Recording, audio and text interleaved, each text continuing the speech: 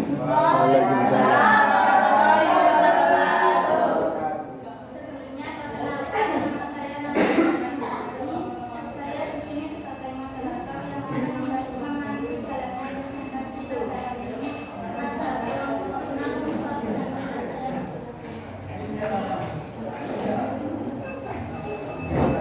Assalamualaikum warahmatullahi wabarakatuh. Waalaikumsalam warahmatullahi Kami dari kelompok 6 yang akan mempresentasikan tentang kurikulum Merdeka Belajar.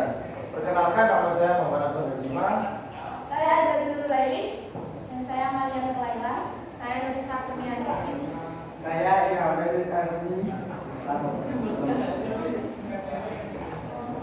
Baik. Yang pertama itu tentang pengertian. Apa pengertian kurikulum Merdeka itu? Pengertian kurikulum Merdeka merupakan kurikulum dengan pembelajaran yang beragam. Kurikulum Merdeka ini juga memfokuskan pada konten yang esensial. Jadi, kurikulum Merdeka ini berfokus untuk mengasah bakat anak sejak dini dengan berfokus materi esensial, pengembangan karakter dan kompetensi peserta didik. Selanjutnya yaitu keunggulan kurikulum Merdeka Belajar. Yang pertama yaitu lebih sederhana. Jadi pada kurikulum Merdeka Belajar ini berfokus pada materi yang penting dan pengembangan karakter peserta didik. Hal ini menjadikan pembelajaran itu lebih menyenangkan, lebih bermakna dan mendalam. Yang kedua yaitu Merdeka. Merdeka di sini peserta didik kan kalau SMA kan dulu ada peminatan. Nah, di kurikulum Merdeka ini peminatan itu diatur jadi peserta didik itu bisa memilih mata pelajaran sesuai bakat, minat dan aspirasinya. Yang kedua untuk guru itu bisa mengajar sesuai capaian, penilaian dan perkembangan peserta didik. Sedangkan untuk sekolah itu bisa mengelola dan mengembangkan kurikulum sesuai karakteristik sekolah itu sendiri. Yang ketiga yaitu lebih relevan dan interaktif terhadap peserta didik. Jadi di sini peserta didik itu diberikan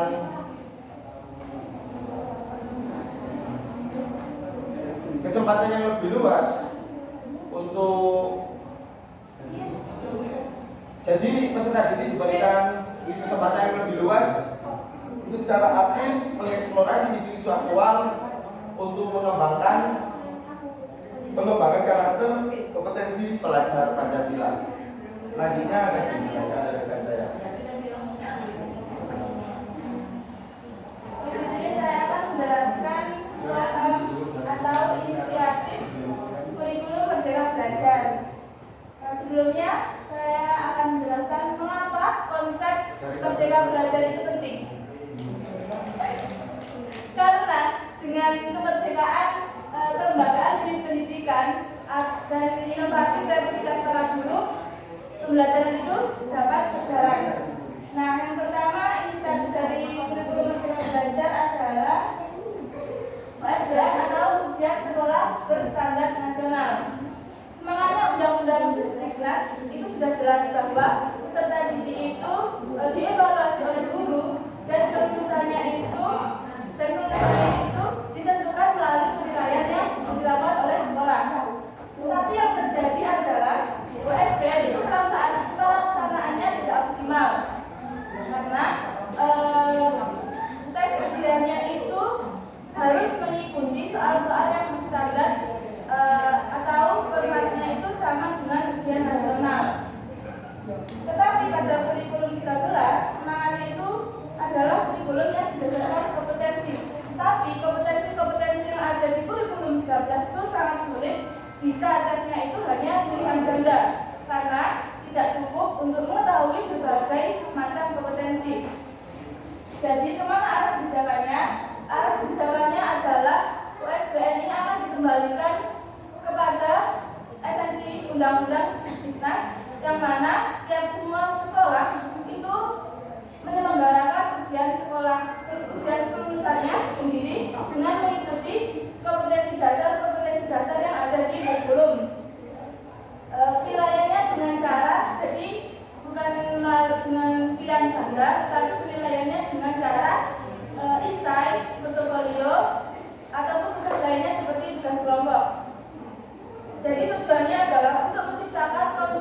penilaian yang menguji kompetensi dasar. Jadi bukan menguji pengetahuan saja, tetapi menguji kompetensi dasarnya.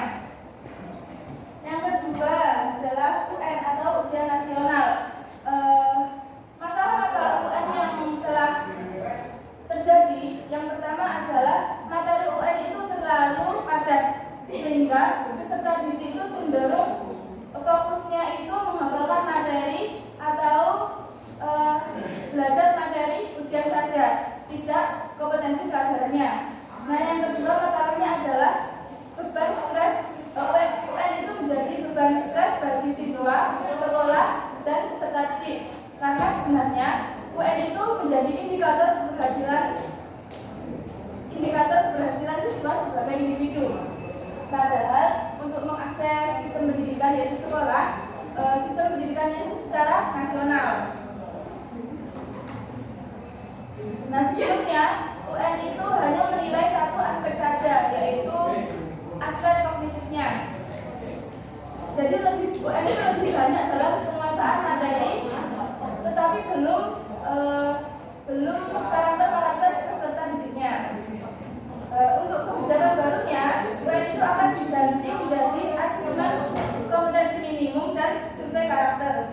Jadi asesmen kompetensi minimum ini adalah kompetensi yang benar-benar minimum, di mana kita bisa menentukan sekolah-sekolah dan daerah-daerah berdasarkan kompetensi minimumnya. Apa saja materinya? Jadi materinya ada dua, yaitu literasi dan numerasi.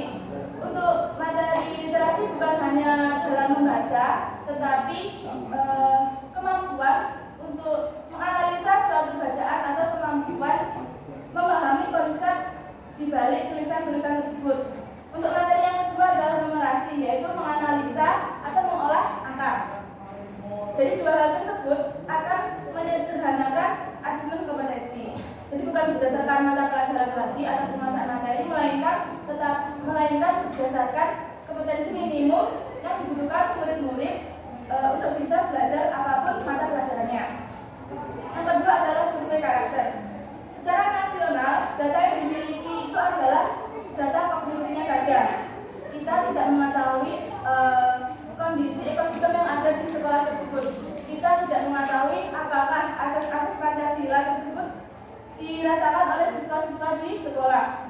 Jadi survei karakter ini caranya adalah kita mensurvei atau menanyakan agar mengetahui kondisi ekosistem yang ada di sekolah. Contohnya, bagaimana sih implementasi gotong royong yang ada di sekolah? Terus, apakah level toleransi di sekolah itu baik? Terus bisa jadi, apakah ada bullying yang terjadi di sekolah tersebut? Nah, survei karakter ini akan menjadi tolak ukur untuk bisa memberikan feedback pada sekolah-sekolah untuk melakukan perubahan-perubahan yang akan menciptakan siswa-siswi lebih bahagia, lebih kuat asas-asas Pancasilanya. Nah, kapan asesmen ini dilakukan? Seperti yang kita ketahui bahwa asesmen sebelumnya itu dilakukan pada akhir jenjang. Untuk kebijakan baru ini, asesmen akan dilakukan di tengah jenjang karena kalau dilakukan di tengah jenjang, kita sebagai guru ada waktu untuk memberikan perbaikan kepada siswa-siswi yang membutuhkan perbaikan nilai. Bayangkan jika siswa-siswi itu membutuhkan perbaikan nilai, sedangkan asesmen hanya dilakukan di akhir jenjang. Kita sebagai guru tidak bisa memberikan bantuan untuk memberikan perbaikan nilai pada siswa yang membutuhkan perbaikan tersebut. Dan yang kedua, karena dilakukan di tengah jenjang, ini tidak bisa digunakan sebagai seleksi untuk siswa-siswi. Jadi tidak lagi menimbulkan stres bagi orang tua maupun peserta didik itu sendiri. Karena asesmen formatif itu harus berguna bagi sekolah dan berguna bagi guru.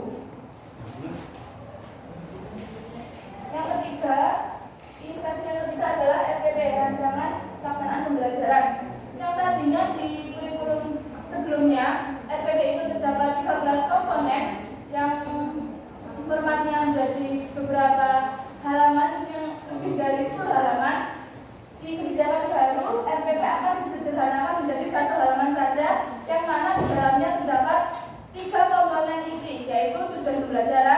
kegiatan pembelajaran dan asesmen atau penilaian pembelajaran. Yang keempat adalah zonasi. Ada berbagai macam daerah yang masih kesulitan dalam sistem zonasi ini, yang mana sebelumnya zonasi itu presentasinya adalah 80% dan untuk kebijakan baru zonasi diubah menjadi 50%, yang mana sebelumnya 80% itu sistem zonasi, untuk 15% prestasi dan 5%-nya adalah ketinggalan. Dan kebijakan baru diubah menjadi zonasinya 50% dan zonasi 50%, prestasi dari 15% diganti menjadi 30%, 15%-nya itu adalah jalur afirmasi, yaitu jalur pemegang kartu Indonesia Pintar, dan sisanya 5% itu adalah perpindahan. Selanjutnya akan dijelaskan oleh Jumaria.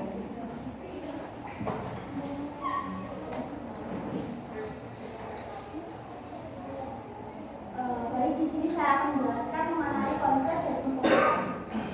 Jadi konsep pendidikan yang terintegrasi dalam kurikulum Merdeka itu bertujuan untuk mencetak siswa yang memiliki kemampuan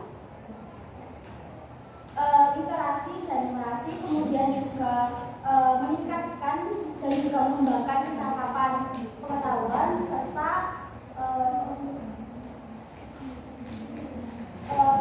melatih siswa untuk memiliki kemampuan dalam penguasaan teknologi. Dalam implementasi, hal ini itu relevan dengan pembelajaran yang berbasis konsep, di mana di dalam pembelajarannya itu bersifat lintas mata pelajaran, sehingga mendorong siswa untuk mengerti atau mengetahui keterkaitan antara materi satu pelajaran dengan pelajaran yang lainnya. Selain itu juga pembelajaran dalam kurikulum ini bersifat aplikatif, tidak hanya menggunakan buku teks saja, tetapi pembelajarannya juga dapat dirancang dengan membuat siswa itu agar dapat menyelesaikan suatu problem maupun menjawab isu-isu tertentu, maupun atau juga dapat membuat karya seperti karya seni, pertunjukan, dan juga membuat sebuah produk. Dengan begitu, siswa mendapatkan pengalaman belajar yang lebih bermakna. Selain itu juga, siswa juga dapat mengetahui apa saja sih ilmu-ilmu yang dapat berguna dan juga relevan untuk kehidupannya sehari-hari. Kemudian pembelajaran dalam kurikulum ini juga dapat dilakukan secara berkelompok, sehingga dapat memberi kesempatan belajar bagi siswa untuk saling berkomunikasi dan juga berkolaborasi.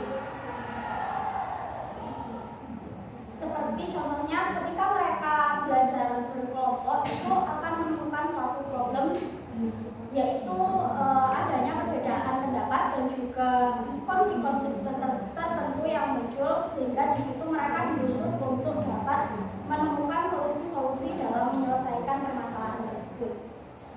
Sehingga di sini itu siswa itu dilatih untuk lebih mandiri, kemudian juga lebih mandiri dalam mengelola proses belajar mereka sendiri. Dan hal itu juga menjadi modal dan juga langkah awal untuk mereka menanamkan mindset bahwa belajar itu dilakukan sepanjang hayat. Rancangan dan rancangan sebuah konsep itu memang sangat mudah untuk ketika dipahami maupun dibicarakan. Namun ketika realitanya atau ketika diimplementasikan itu sangat sulit, sehingga butuh beberapa hal atau butuh 3 kunci utama agar sebuah konsep itu dapat terlaksana dengan baik.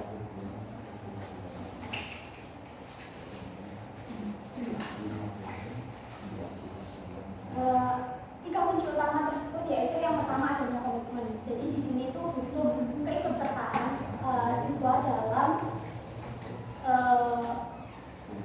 membantu mensukseskan agar konsep tersebut terlaksana dengan lancar. Yang pertama yaitu adanya komitmen, di mana di sini itu butuh komitmen dari siswa untuk mewujudkan tujuan dari konsep tersebut. Kemudian yang kedua ada kemandirian, di mana di sini siswa diberikan kebebasan untuk memilih untuk menentukan sendiri cara belajar mereka yang sesuai dan juga nyaman bagi mereka. Kemudian yang ketiga yaitu mereka juga harus memiliki kemampuan dalam mewujudkan tujuan dari konsep tersebut. Sehingga ketika siswa sudah memiliki dan juga memegang tiga kunci utama ini dan juga dapat difasilitasi dan juga difasilitasi oleh guru yang mindset juga atau merdeka juga, maka konsep itu dapat berjalan dengan baik dan juga lancar. Mungkin itu saja dari saya, kemudian akan dilanjutkan oleh teman saya.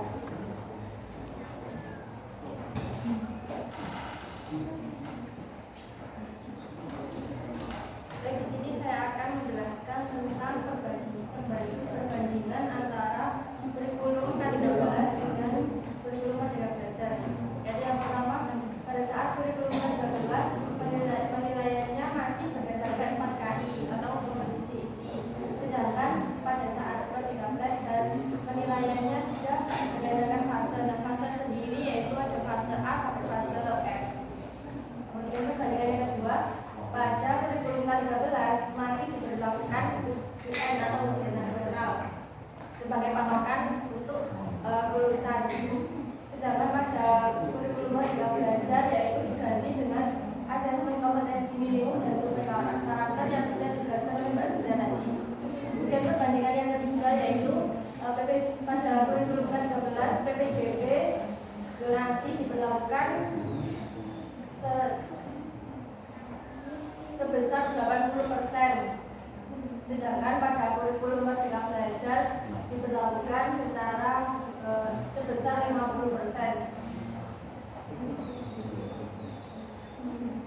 Kemudian perbandingan yang keempat yaitu kurikulum K13 penilaiannya diambil dari USBN dan Merdeka Belajar diambil dari ISAI atau tugas lain.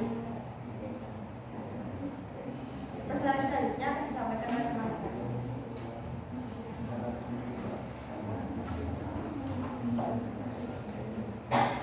Baik, di sini saya akan menjelaskan mengenai profil pelajar Pancasila. Pelajar Pancasila adalah perwujudan pelajar Indonesia sebagai pelajar sepanjang hayat yang memiliki kompetensi global dan berperilaku sesuai dengan nilai-nilai Pancasila dengan 6 ciri utama. Nah, 6 ciri utama.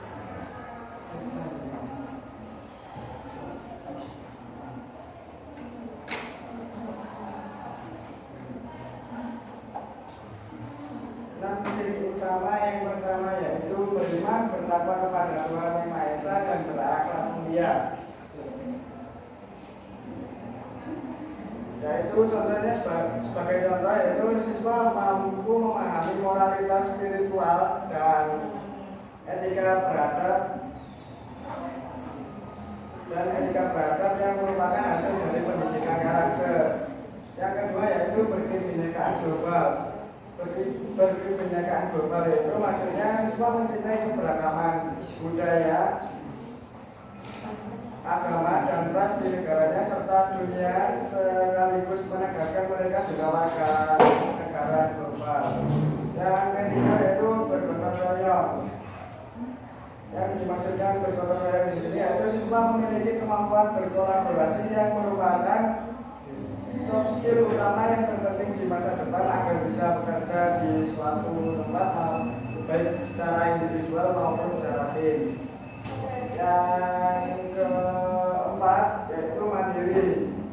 Yang dimaksudkan mandiri di sini yaitu siswa secara independen termotivasi meningkatkan kemampuannya bisa mencari pengetahuan secara serta termotivasi. Selanjutnya itu bernalar kritis. Bernalar kritis, para siswa diharapkan memiliki kemampuan memecahkan suatu masalah. Hal ini berhubungan dengan kemampuan kognitif.